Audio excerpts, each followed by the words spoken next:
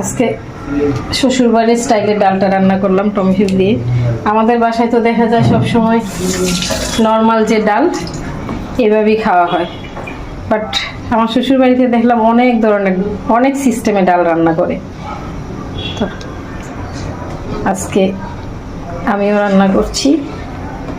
এই যে প্রথমে ডালটাকে আমি পেঁয়াজ রসুন দিয়ে বসাই দিছিলাম, এখন টমেটোটা অ্যাড করছি। এই যে টমেটোটা দিয়ে যখনই দিয়ে দিলাম, ডালের কালারটা কিন্তু অনেক সুন্দর হয়েছে। তো আমার শ্বশুরবাড়ি যেটা বলতে চাইছিলাম যে আমার শ্বশুরবাড়ির খাবারের মধ্যে আমার সবচেয়ে প্রিয় খাবার হলো ডাল আর ভর্তা। ভর্তা আর ডালগুলো আমার খুব ভালো লাগে।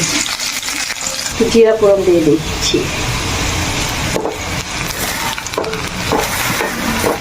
ছোটবেলা থেকে বাবার বাসায় একই রকম খাবার খেয়ে বড় হয়েছি, কারণ আমার বাবা সবসময় তার গোত্রের বাইরে খাবার পছন্দ করে না। আমার বাবা মা দুজনেই।